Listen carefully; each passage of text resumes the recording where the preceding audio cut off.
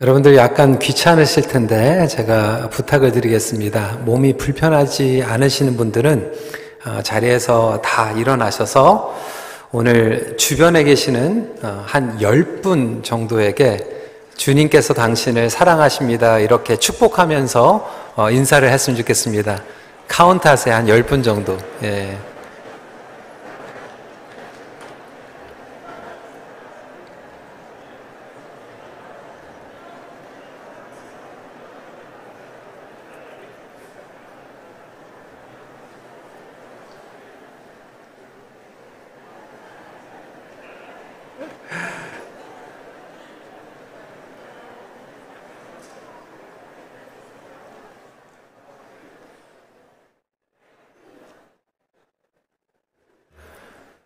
그래도 모든 성도님들께서 잘 따라해 주셔서 감사합니다. 뭐 훈련시키는 건가? 근데 훈련입니다. 오늘 말씀의 제목이 관계를 통한 훈련입니다. 여러분들 조금 귀찮게 제가 일부러 해드렸습니다. Today's message is about God's advanced training through people. 온전한 신앙 훈련은 관계를 통해서 이루어집니다. God brings people in order to train us. 하나님의 훈련은 평생 멈추지 않고 계속됩니다. 그러니까 우리 청년들에게만 하나님께서 훈련을 시키는 게 아니라 우리 어르신들에게도 주님 만날 그날까지 훈련은 계속됩니다. 엘리야는 그릿 시냇가라고 하는 곳에서 지난주에 은혜 가운데 숨는 훈련, 그리고 하나님만 바라보는 훈련, 또 공급받는 훈련을 받았습니다. 하지만 결국 오늘 말씀을 보면 그 그릿 시냇가 물은 메마르게 됩니다. 하나님께서 엘리야를 통하여서 말씀하셨죠. 비가 내리지 않겠다. 비가 내리지 않으면 시냇가는 메마를 수밖에 없습니다. 엘리야가 있었던 시냇가도 예외는 아닙니다.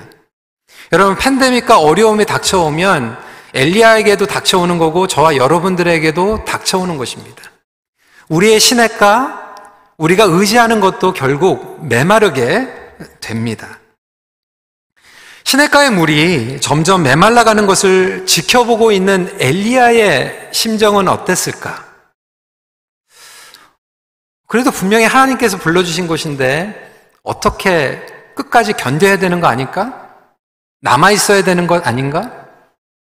아니면 여기서 움직이면 내가 평생 태어나고 자랐던 나의 홈그라운드인 길르앗으로 가는 것이 옳은 것 아닐까? 이러한 딜레마 가운데에서 고민할 수 있다라고 하는 것이죠. 그런데 엘리야의 시냇물이 말랐을 때 그 상황 가운데에서 하나님께서는 그를 새로운 또 다른 곳으로 인도하십니다.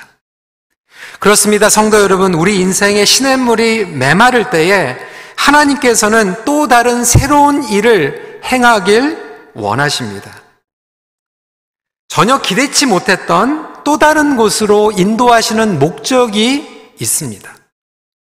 지난주에는 트레이닝을 받았으면 오늘은 어드밴스 트레이닝이에요. 한국어로 얘기하면 고등훈련이라고 얘기할 수 있겠죠. 다음 단계의 훈련입니다. 차원이 높은 훈련이에요. 그러니까 대학교를 졸업했다라면 인턴십 하는 거죠. 인턴십을 끝났으면 레지던시 하는 거예요. 그래서 끊임없이 하나님께서는 혼자 있는 훈련도 하시지만 누구와 함께 있는 훈련도 하시고 또 다른 사람들을 양육하는 훈련도 하게 하시고 섬기는 훈련도 하십니다. 하나님 한 분만으로 만족하는 훈련도 중요하지만 이제 한 단계 나아가서 관계를 통한 훈련도 필요합니다. 이 두 가지는 반드시 필요합니다. 자, 지난주에 이제 혼자 하나님의 임재 가운데서 숨는 훈련 얘기하니까 어떤 분들은 굉장히 은혜 받으셨어요. 그래, 숨어 있어야지, 잠수 타야지, 안 나가야지, 안 만나야지, 아멘. 너무나도 은혜를 받았는데 여러분, 그 시간도 필요합니다. 그런데 그 시간이 언젠가는 끝나야 돼요. 그리고 하나님께서는 여러분들을 불러내십니다. 관계로 불러내시고 사람들 앞으로 불러내십니다. 이 두 가지 훈련이 온전한 신앙생활의 훈련으로 연결이 되기 때문에 그렇습니다. 그렇다면 이 관계를 통하여서 어떠한 훈련을 하시는가 세 가지로 함께 나누고자 합니다. 첫 번째, 정화시키는 훈련입니다. 그래서 training of purifying us. 9절 말씀에 이렇게 이야기합니다. 너는 일어나 시돈에 속한 사르밧으로 가서 거기 머물라. 내가 그곳 과부에게 명령하여 내게 음식을 주게 하였느니라. 여러분, 성경에 보면 그 이름에 숨겨져 있는 뜻이 있습니다. 그러니까 지난주에 이 그릿이라고 하는 시냇가, 근데 그릿이라고 하는 뜻이 뭐라고 했죠? 고립시키다, 단절시키다. 하나님께서는 엘리야를 그릿 시냇가로 불러주셔서 그곳에서 모든 것과 단절시키고 격리하고 고립시키는 가운데에서 하나님만 바라보도록 훈련을 시키셨어요. 그리고 그 시간도 반드시 필요합니다. 그리고 하나님의 은혜를 공급받았습니다. 그런데 오늘은 그 다음에 사르밧으로 가라는 거예요. 근데 사르밧의 의미는 무엇입니까? 영어로 refining이라고 하는 뜻을 가지고 있어요. 정화, 재련시키다라고 하는 의미를 가지고 있습니다. 그동안 혼자서 훈련받았던 엘리야가 또 다른 차원의 훈련을 통하여서 이제는 정화와 재련과 정제를 받는 훈련입니다. 마치 칼을 만드는 대장간에서 과다한 탄소와 불순물을 제거하는 과정과 담금질이 함께 필요하다라고 하는 거예요. 칼을 더 날카롭게 하기 위하여서 테스팅도 필요하지만 리파이닝도 필요합니다. 명심해야 될 중요한 포인트는 온전한 믿음의 테스트는 절대로 결코 혼자 있는 곳에서 완성되지 않습니다. 혼자 있는 곳으로 좋겠으면요, 하나님께서는 그냥 그릿 시냇가에서 모든 것들이 메말라도 엘리야가 있는 시냇물만큼은 계속 물을 보내주실 수 있으셨어요. 하나님께서 기적을 행하시면 되는 거 아닙니까? 오늘 본문에도 보면 이 과부의 밀가루와 기름이 떨어지지 않게 기적을 베푸셨어요. 원하시면 시냇가가 메마르지 않고 끊임없이 흐르게 하실 수 있는 놀라운 기적을 하나님께서는 얼마든지 베푸실 수가 있어요. 의도적으로 떨어지게 하신 거예요. 혼자 받는 훈련에 한계가 있기 때문에 그렇습니다. 그래서 하나님께서는 항상 사람을 통하여서 우리의 성품과 부르심과 능력까지도 정화시키십니다. 데오도로 F는 이렇게 얘기했어요. 하나님은 용광로와 같은 시련을 통하여 그의 삶 속에 아직 남아있는 자만심의 찌꺼기들과 또 하나님으로부터 독립된 자아 행위와 어떠한 자기 의존적 경향일지라도 남김없이 용해시키고자 하는 목적이 있었던 것 같다. 이때 하나님은 이스라엘의 구속과 정결을 위한 계획을 세우시고 엘리야를 그 도구로 사용하시기 위해 그가 깨끗한 그릇이 되도록 준비하고 계셨던 곳이다. 여러분, 그럼에도 불구하고요, 이 관계가 쉽지 않습니다. 우리는 혼자를 잘할 수 있을 것 같아요. 혼자 있으면 신앙생활 잘할 것 같아요. 어느 목사님이 농담 반 진담 반으로 이렇게 얘기하더라고요. 자기는 목회 자신이 있대요. 성도들만 없으면. 어떤 분들은 목장 뭐 잘할 자신이 있죠. 목원들만 없으면. 뭐 사역 왜 못하겠어? 이론적으로 저렇게 하면 되는데, 그런데 여러분 혼자 사역하는 거는 충분히 할 수 있을 것 같은데 누구 붙여줘 봐요. 그 위원 같이 섬기는 게 쉽지가 않습니다.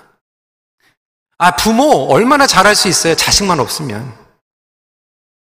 저는 청소년 목회하면서 정말로 자신 있었거든요. 근데 내 자녀들이 사춘기가 될 때까지.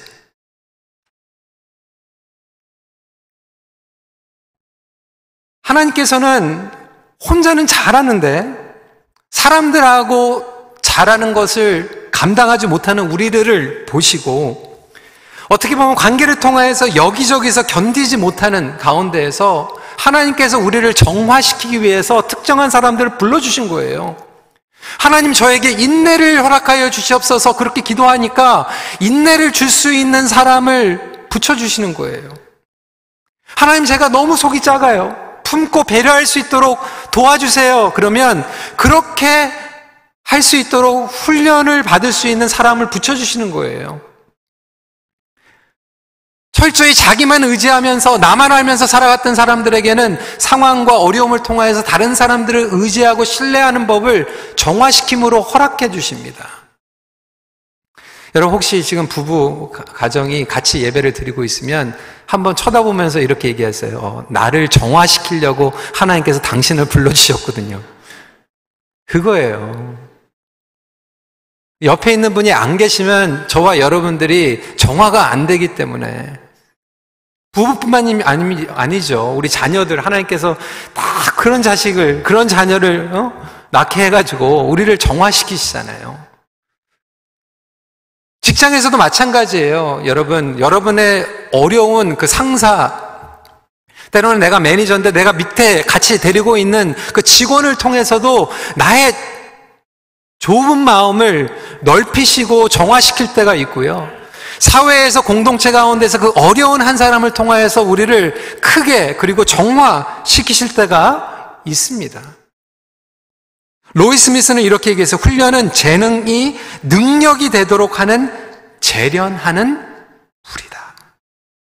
어떤 분들은 정말 재능이 많은데 이 재련하는 불에서 조금만 힘들면 막 뛰쳐나가요. 목장에서 조금 불편한 사람이 있으면 뛰쳐나가고 딴 데로 옮겨가고 직장도 막 때려치고 막 딴 데로 나가고 교회도 막 왔다 갔다 하고 불편하면 안 만나고 이러다 보니까 평생 성장하고 성숙하지 못하고 온전히 쓰임받지 못하고 그냥 자기만 어쩔 수 없이 자기만 그냥 지탱하는 신앙생활로 살아가는 분들이 얼마나 많은지 몰라요.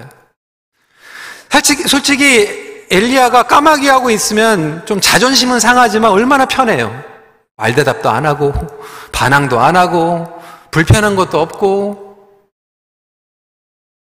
근데 사르밧의 이 과부라고 하는 사람에게 의지하면 얼마나 더 자존심이 상합니까? 둘 중에 상대하기 힘든 사람은 어떻게 보면 사람 아닙니까? 까마귀에게 명령하는 것이 사르밧 과부에게 명령하는 것보다 더 어렵습니다. 마찬가지로 다양한 관계를 통하여서 하나님께서는 저와 여러분들을 정화시키고 있다라고 하는 것을 믿으시기 바랍니다. 이러한 어드밴스 트레이닝을 통하여서 우리의 성품은 더 온유하고 부드럽게, 우리의 재능은 더 강하고 날카롭게 하십니다. 하나님께서 부르신 곳, 아무리 열악한 곳이라도 예비하신 곳임을 믿으시기 바랍니다. 이 정화의 과정을 잘 통과하여 재련되시길 주님의 이름으로 축복합니다. 여러분 지금 어려운 관계가 있어요. 그러면 여러분들 지금 하나님께서 정화시키고 계시는 거예요. 두 번째로 하나님에 대한 이해를 넓히는 훈련입니다. It's about stretching our knowledge of who God is. 엘리야는 시냇가에서 훈련을 받는 동안 영적 전쟁을 준비하고 있었어요. 이제 돌아가면 아합 왕 그리고 이스라엘의 그 바알 신들을 대적하는 그 우상 숭배에 대한 이 괘씸한 죄를 하나님의 말씀 가운데에서 심판하고 그리고 이 영적인 인카운터, 영적인 전쟁을 준비하고 있는 거예요. 아마 몇 년 동안 밥만 먹고, 아니 밥도 아니죠, 빵하고 고기만 먹으면서 계속해서 생각하고 기도하고 영적 전쟁을 준비하고 있었어요. 그 적은 누구입니까? 바알이라고 하는 우상이었어요. 그런데 오늘 말씀을 보면 흥미로운 사실은 하나님께서 엘리야를 어디로 보내시죠? 시돈 땅으로 보내세요. 시돈 땅은 어떤 땅이었습니까? 바알을 예배하는 본부였어요. 헤드쿼터였어요. 홈그라운드였어요. 이세벨 왕비가 시돈의 공주였어요. 하나님께서는 왜 엘리야를 시돈 땅으로 보내셨을까요? 분명하게 보여주시는 것은 하나님의 능력은 이스라엘에만 제한되어 있는 것이 아니라는 거예요. 심지어는 바알신을 우상숭배하고 선교를 하고 있는 그 시돈 땅에도 하나님의 말씀은 선포되고 하나님의 능력과 임재가 보여지고 있으며 그곳에서도 말씀만 순종하면 하나님의 약속을 열매로 경험할 수 있다라고 하는 거예요. 여러분 믿으십니까? 여러분 직장에서 한 사람도 하나님을 믿지 않아도 그곳에서 가장 어두운 곳이랄지라도 그곳에서 하나님의 말씀은 지금도 선포되고 있고 하나님의 말씀을 순종하면 그곳에서도 여러분들은 충분히 열매를 맺을 수가 있어요. 하나님의 임재하심이 드러날 수 있다라고 하는 거예요. 하나님은 이스라엘에만 제한하지 말라는 거예요. 선교적인 메시지 아닙니까? 저는 이 말씀을 보면서 마치 요나가 니느웨에 가가지고 우상숭배가 들끓고 있는 그곳에서 말씀을 전했을 때 놀라운 하나님의 은혜가 경험됐다라고 하는 것을 보게 되는 것이죠. 열방의 하나님을 선포하고 있는 거예요. 시돈, 바알신을 숭배하는 사람들이 들끓는 그곳에도 하나님의 능력은 지금도 일어나고 있습니다. 근데 이스라엘 백성들은 제대로 믿지도 않으면서 아주 편협적인 신앙관을 가지고 있었다라고 하는 거예요. 마치 하나님은 자기들에게만 제한되어 있는 하나님. 성도 여러분, 저와 여러분들 마찬가지로 하나님에 대한 이해가 더 넓어져야 됩니다. 복음서로 가면 예수님께서 이 여인과 또 이방인 나아만 장군에 대해서 이야기를 하고 계세요. 누가복음 4장 26절부터 27절 말씀입니다. 엘리야가 그중 한 사람에게도 보내심을 받지 않고 오직 시돈 땅에 있는 사렙다의 한 과부에게 뿐이었으며 또 선지자 엘리사 때에 이스라엘에 많은 나병 환자가 있었으되 그 중에 한 사람도 깨끗함을 얻지 못하고 오직 수리아 사람 나아만 뿐이었느니라. 그러니까 오히려 이스라엘 백성들은 기근 가운데 하나님의 은혜와 능력을 경험하지 못하고 있는데 시돈 땅에서 이 과부는 경험하고 있는 거예요. 그 수많은 나병 환자들이 이스라엘에서 고침을 받지 못하고 있는데 이방인이었던 나아만만 고침을 받았다라고 하는 거예요. 이게 뭐냐면 인사이드라고 생각했던 사람들은 하나님의 은혜를 경험하지 못하고 있고 오히려 아웃사이드고 연약하고 하나님의 언약에서 단절되어 있다라고 생각했던 사람들은 순종했더니 말씀에 반응했더니 그 가운데서 하나님의 능력을 경험하다라고 하는 거예요. 여러분, 교회에 수십 년 나왔다고 중요한 게 아니에요. 이 안에서도 지금 이 순간 하나님의 말씀 가운데 반응하면 하나님의 능력과 임재를 경험할 수 있지만 내가 이스라엘 백성이다, 교회 다녔다, 모태신앙이다 해가지고 당연시 자연적으로 이것들을 요구할 수 있는 것이 아니라고 하는 거죠. 이스라엘 백성들도 죄인이지만 시돈 사람들도 죄인이고 마찬가지로 죄인이지만 예수님의 복음과 하나님의 은혜는 시돈과 같이 영적으로 가장 어두운 곳까지도 흘러갈 수 있는 놀라운 능력임을 믿으시길 주님의 이름으로 축원합니다. 그래서 엘리야에게 선교사 훈련을 하시는 거예요. 더 넓은 하나님을 만나게 하는 거예요. 하나님은 이스라엘보다 더 크신 하나님입니다. 교회보다 더 크신 하나님이십니다. 우리 이민교회보다 더 크신 하나님이에요. 여러분 가정보다 더 크신 하나님이에요. 심지어는 나의 경험과 간증보다도 더 크신 하나님인 줄 믿으시기 바랍니다. 여러분, 엘리야가요 3년 동안 시냇물에서 하나님의 공급을 받았어요. 확실한 간증이 있어요. 그럼에도 불구하고 하나님께서 부르시면 그 시냇물도 떠나야 됩니다. 내가 3년 동안 하나님을 경험했기 때문에 이거 못 놓습니다. 하나님께서 지금 엘리야를 다른 곳으로 인도하고 계시는데요. 시돈으로 인도하셨는데 자꾸 시냇물을 얘기하시는 성도들도 많이 계세요. 10년 전에 선교지에서 20년 전에 내가 예전에 다녔던 교회에서 경험했던 거 중요하죠. 간증인데 하나님께서 역사하셨는데 그렇죠. 기억해야죠. 그렇지만 중요한 것은 거기에 멈추면 안 된다는 거예요. 거기에 스탁되면 안 된다라고 하는 거예요. 지금 하나님께서 시돈 땅으로 불러주셔서 새롭게 역사하고 계시는데 맨날 3년 전에 시냇물에 졸졸졸졸 그 얘기만 하고 있으면 어떻게 하자는 거예요? 하버드 비즈니스 리뷰에서 이 세큘러 글인데 아주 흥미로운 글이 있어서 함께 나누고자 합니다. 영어로 Don't stick to your story라고 하는 글. 제가 번역을 했는데 당신의 이야기만 고집하지 말라. 대부분 사람들에게는 각자 중요한 레슨을 얻게 된 결정적인 순간들이 있다. 의식적이든 그렇지 않든 간에 우리는 그 이야기들을 토대로 새로운 상황을 접하게 된다. 하지만 그 이야기는 우리가 성장하거나 시간이 지남에 따라 오래된 과거의 이야기가 될 수 있다. 따라서 때로는 그것들을 과감하게 변경하거나 버리고 아예 새로 시작할 필요까지도 있다. 그럼에도 불구하고 우리는 자꾸 옛날 거를 스틱하다 보니까 스떡되는 거예요. 내가 경험한 이야기를 벗어나지 못할 때 새로운 하나님의 역사를 경험하지 못할 때도 있어요. 조직도 마찬가지, 체계도 마찬가지, 훈련도 마찬가지예요. 옛날의 경험 중요하죠. 그리 시내가에서 훈련 중요한 거예요. 하지만 지금은 또 다른 훈련이에요. 신앙 공동체에서 영적 리더십은 동일하게 적용이 됩니다. 시돈에 왔는데 그리 시내가 얘기만 하지 말라는 거예요. 어떤 분들은 실패 내려놔야죠. 근데 또 어떤 분들은 성공 내려놔야 될 필요도 있습니다.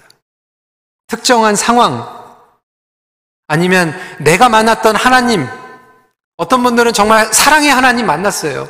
근데 사랑의 하나님만 계속 고집하다 보니까 거룩하신 하나님 경험하지 못하는 분들도 있고요. 어떤 분들은 정말로 거룩하고 위대하고 놀라우신 하나님을 경험했지만 친밀한 하나님, 용서의 하나님을 경험하지 못하신 분들도 있어요. 하나님께서는 엘리야의 신앙의 틀을 넓히는 훈련을 하고 계셨던 것입니다. 바로 이러한 훈련이 저와 여러분들에게 지금 이때에 필요하다라면 그 훈련을 감당할 수 있는 저와 여러분들이 되시길 간절히 기도합니다. 마지막 포인트입니다. 삶의 필요를 넘어 영원한 것을 보는 훈련입니다. It's about training to realize there's more than life. 엘리야의 개인적인 필요를 채우시는 것보다 하나님께서는 다른 의도를 가지고 계셨어요. 그 섭리는 뭐냐면 사실 이 사르발에서 만나게 되는 과부였어요. 하나님은 이 과부를 사랑하시고 과부를 축복해 주시기 위해서 엘리야를 그곳으로 부르셨죠. 단순히 엘리야만 먹여 살릴 거면 말씀드렸지만 시냇가에서 그냥 먹여 살리실 수 있었고요. 제 인간적인 생각으로는 어차피 이방 땅으로 가도 여러분 성경에 보면 이방인들 가운데서도 하나님을 경외하고 의인이며 형편이 좋은 이방인들도 많지 않습니까? 사도행전에 보면 고넬료 얼마나 괜찮아요. 고넬료한테 보내면 되잖아요. 아니면 예수님 만나셨던 로마 백부장 이런 사람들한테 보내시면 얼마나 편해요. 좀 경제적으로 여유 있는 사람들한테 보내면, 근데 왜 하필이면 이제 한 끼 먹고 이제 굶어 죽을 이 과부에게 보내십니까? 과부의 입장에서 여러분 한번 생각을 해보세요. 자기 신도 아니야. 자기는 바알을 믿고 있거든요. 근데 바알 선지자가 와가지고 끼리를 달라는 게 아니라 이방 땅에 있는 이스라엘의 하나님을 믿는 선지자가 와가지고 처음에는 물 달라고 그러고 물 주니까 떡 한 조각 달라고 그러고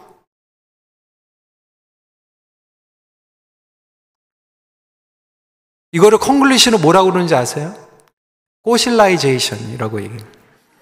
이거 하나만 되는 줄 알았더니 그거 주니까 또 달라고 그러고 이게 완전히 간을 빼라는 거예요. 간을. 근데 하나님께서 지금 과부에게 전부를 달라는 거잖아요. 우리는 말씀을 통해서 이미 알고 있죠. 왜? 과부를 축복하시기 위해서 작정하시고 하나님께 달라는 거예요. 오늘 13절 말씀 보니까 내게로 가져오고 bring it to me. 여러분 왜 그렇습니까? 우리의 인생은요, 우리가 가지고 있으면 결국 소모됩니다. We consume. 그런데 하나님께 가지고 가면 하나님께서는 multiply 시키십니다. 재정뿐만이 아니에요. 여러분들의 시간, 하나님께서는 여러분들의 시간을 여러분들이 살아가면 하루 지나고 금방 사라져버려요. 우리 인생이 얼마나 쉽게 지나가 버립니까? 일주일이 얼마나 빨리 지나갑니까? 내가 원하는 것, 내가 계획하는 대로 살면 그 시간은 컨숨 돼버리는 거예요. 나의 목적을 위해서 살아가면 그 인생은 사라지는 거예요. 그런데 그것을 하나님께 드리면 하나님께서는 그 시간조차도 멀티플라이 하십니다. 번식시키시는 거예요. 다른 사람들을 통해서 열매를 맺게 하십니다.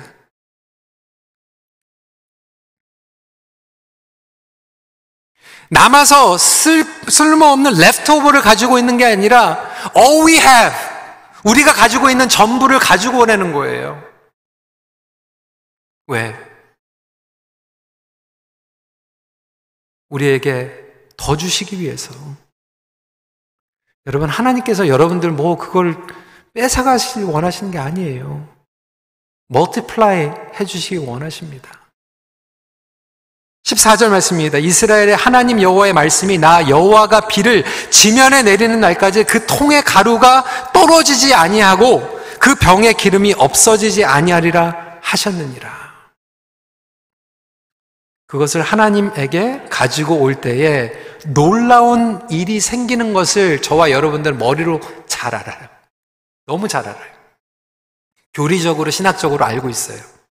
그런데 그렇게 하는 것은 결코 쉽지 않아요.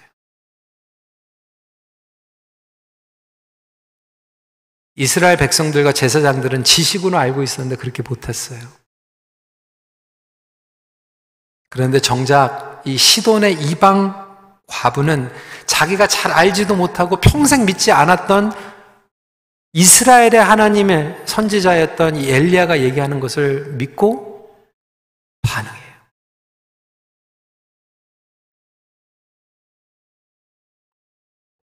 어떤 역사가 일어납니까? 15절 16절입니다. 그가 가서 엘리야의 말대로 하였더니 그와 엘리야와 그의 식구가 여러 날 먹었으나 여호와께서 엘리야를 통하여 하신 말씀같이 통의 가루가 떨어지지 아니하고 병의 기름이 없어지지 아니하리라.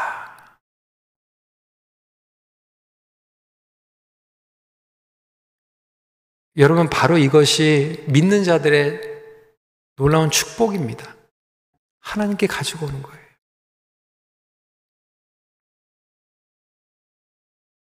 말씀에 순종하는 것이 믿음의 본질입니다. 우리 대학생들 공부하는 거 바쁘죠? 우리 EM에 있는 대학생들에게도 도전했어요. 정말로 공부할 거 있고 익셈 있고 밤을 새가지고 공부할지언정 그래도 최소한 텍스트북 열기 전에 5분이나 10분이라도 하나님 말씀 펴고 하나님, 내가 하나님 위해서 공부합니다. 지혜를 주세요. 하나님께서 그 공부하는 시간을 멀티플라이 해주세요. 우리의 재정도 마찬가지고요.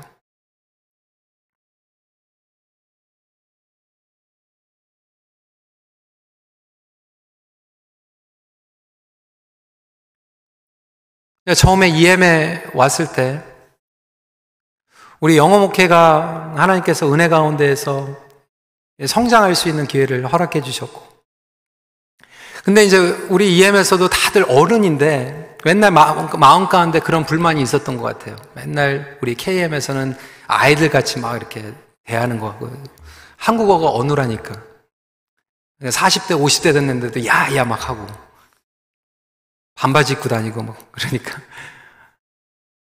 We're not kids. 그러면 우리가 정말로 결단하고 우리가 재정적으로 정말 하나님께 드리자. 우리 재정적으로 독립하자. 굉장히 고민이 되더라고요. 재정적으로 독립한다고 그랬는데 이게 안 되면은 우리 사역도 힘들고 심지어는 제 사례도 뭐 반밖에 안 나올 것 같고 밤새도록 고민했어요.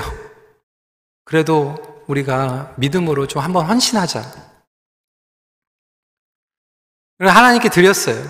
근데 너무나도 감사하게 하나님께서 그 다음 해에 정말로 성도들의 마음을 하나가 되게 하여 주시고 헌신하게 하여 주시고 재정적으로 필요한 모든 것들을 하나님께서 채워주셨어요. 거기에서 끝난 게 아니라 그 다음 해에 이제 서플러스가 생기더라고요. 얼마나 감사한지 몰라요. 그런데 그 다음 해에 그거 가지고 또 회의를 한 거예요. 밤새. 이 서플러스 가지고 어떻게 할 건가. 내년도에 우리가 킵하고 just in case. 근데 리더들 마음 가운데 그런 마음을 주시는 거예요. 그러지 말자. 선교지에 주자. 우리 KM 지금 몰개지 보자는데 다 남기지 말자. 어차피 교회 non-profit 아니냐. 그 다음에 손해봤을 것 같아요. 하나님께서 또 채워주세요. 보내고 나누고 했더니 그 다음에 또 채워주세요. 17년 동안 그거 경험했어요. 우리 KM에서도 우리 장로님들하고 위원장들을 계속해서 말씀드리는 게 그거예요, 결국. 하나님께서 우리에게 부어주시는 거 하나님께 그냥 드리면 되는 거예요. 뭐 계산할 필요 없는 거예요. 그러면 오늘 말씀과 같이 병의 기름과 가루가 떨어지지 않는 놀라운 축복을 우리도 경험할 수 있지 않을까. 여러분, 오늘 키포인트는 뭐냐면 하나님께서 엘리야의 필요 그리고 과부의 필요를 채워주시는 것으로만 끝나는 게 아니고 큰 사건이 일어나게 되죠. 어떤 사건이에요? 과부의 아들이 죽게 돼요. 이건 다른 얘기예요. 하나님 우리 채워주세요. 우리 공급해주세요. 이거 가족, 사랑하는 아들을 잃는 거는 다른 문제 아닙니까? 이 과부가 완전히 화가 난 거예요. 하나님을 원망하고 엘리야를 원망하기 시작했어요. 18절 말씀입니다. 여인이 엘리야에게 이르되 하나님의 사람이여 당신이 나와 더불어 무슨 상관이 있기로 내 죄를 생각나게 하고 또 내 아들을 죽게 하려고 내게 오셨나이까. 과부의 아들이 죽었을 때 엘리야 하나님을 원망하는 거예요. 여러분, 단순히 우리 하나님은 우리를 필요를 채워주시는 훈련으로 끝나지 않아요. 인간적인 필요뿐만이 아니라 우리 하나님은 생명과 죽음을 주관하시는 여호와 하나님인 줄 믿으시기 바랍니다. 그 하나님을 만나는 거예요. 하나님께서 그 죽은 아들을 살려내시지 않습니까? 그렇다고 제가 뭐 죽은 사람을 다 살려낸다는 게 얘기 아니에요. 그런데 이 과부에게는 하나님께서 그렇게 의도적으로 역사하신 거예요. 내가 생사를 주관하는 하나님이다. 그냥 기름, 밀가루 채워주는 하나님 정도가 아니다. 죽은 자도 살아날 수 있는 영생을 주는 하나님이다. 이때 이 여인의 고백은 무엇입니까? 24절이에요. 여인이 엘리야에게 이르되 내가 이제야 당신은 하나님의 사람이시요 당신의 입에 있는 여호와의 말씀이 진실한 줄 아노라 하니라. 여러분, 단순히 인간적인 필요를 채워주는 훈련에서 끝나는 것이 아니라 영원한 생명을 주시는 분으로 만나시길 간절히 기도합니다.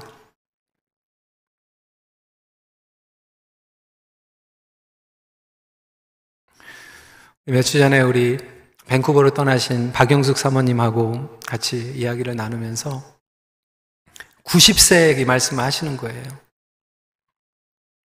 예전에 몰랐는데 이제 깨닫게 되는 것. 천국에 대한 확신, 영원한 생명에 대한 것들을 준비하는 훈련을 하나님께서 이제 하고 계신다. 여러분, 90세의 사모님께서 말씀하시면 저와 여러분들은 지금 어떤 훈련을 받고 있습니까? 영생에 대한 훈련이 가장 최고의 고등 훈련이라면 저와 여러분들은 끝까지 정말 주님 만날까지 그 훈련 받으며 살아가야 되는 거예요. 말씀을 정리합니다. 지금 여러 가지 어려운 상황이나 관계를 통해서 저와 여러분들에게 하고 계시는 이 어드밴스 트레이닝은 무엇인가? 정화입니까? 더 넓은 하나님을 만나게 하시는 것입니까? 영생을 바라보는 훈련입니까? 그것이 무엇이든지 도망가는 것이 아니라 정말 브레이크트루가 일어나는 그러한 놀라운 인생의 훈련이 되기를 기도합니다. 삶에 주어진 관계를 통하여 하나님께서 의도하신 훈련을 기쁨으로 감당하십시오. 같이 기도하겠습니다.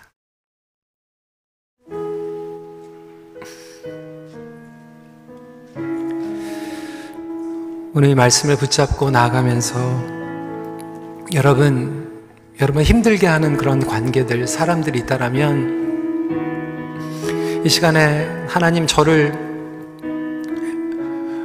정결케 해주세요. 더 배려하는 마음, 용서하는 마음, 인내하는 마음, 주님의 성품을 담게 해주세요.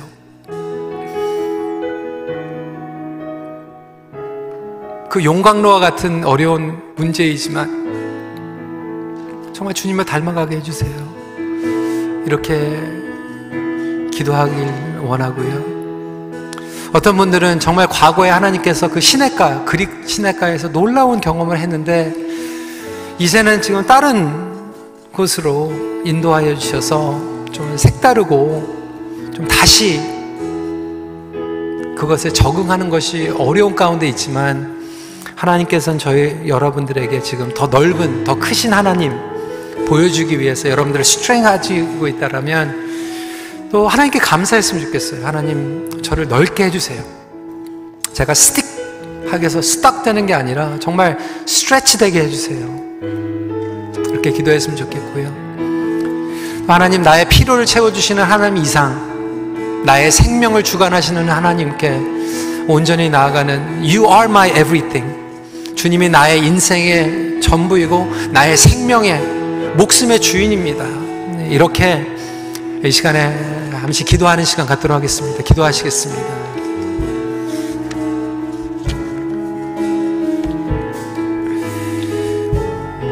주님, 그렇습니다. 엘리야가 정말 계신 나타나는 사르밧을 이 과부에게 보내주셔서 이 관계를 통하여서 또 그를 훈련시키신 아버지 하나님 그 섭리를 보게 됩니다. 아버지 하나님, 우리에게도 함께 이어주셔서 아버지 하나님 그 훈련들을 잘 받고 아버지 하나님 우리가 정화되기를 간절히 기도합니다. 아버지 하나님 우리의 마음을 다스려 주시옵소서. 아버지 하나님 우리가 정말로 내가 경험했던 것으로 끝나는 것이 아니라 더 넓은 더 크신 하나님을 경험하게 하여 주십시고 그 가운데에서 우리에게 보여주시기 원하는 그런 놀라운 뜻과 계획들을 발견하며 나아갈 수 있도록 함께하여 주시옵소서. 우리 시간에 함께 기도하는 마음으로 나의 마음을 정금과 같이 찬양하도록 하겠습니다.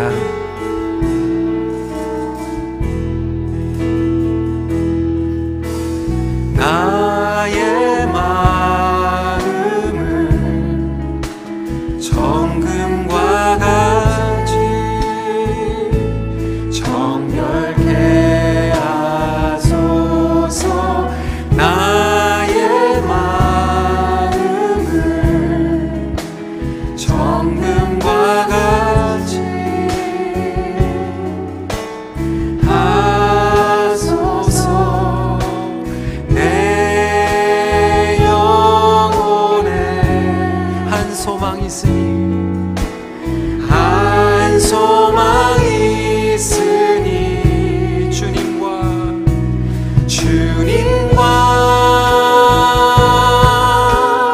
같이 거룩하게 하소서.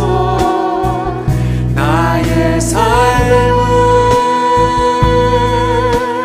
드리니 거룩하게 하소서. 주님 나를 받으소서. 내 영혼에 다시 한번 고백합니다. 내 영혼에 한 소망이 있으니 한 소망이 있으니 주님과 같이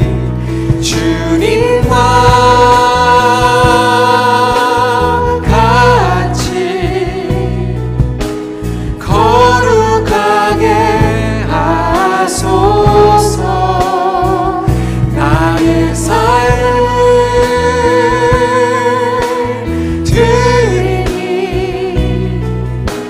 거룩하게 하소서. 주님 나를 받으소서. 나를 받으소서.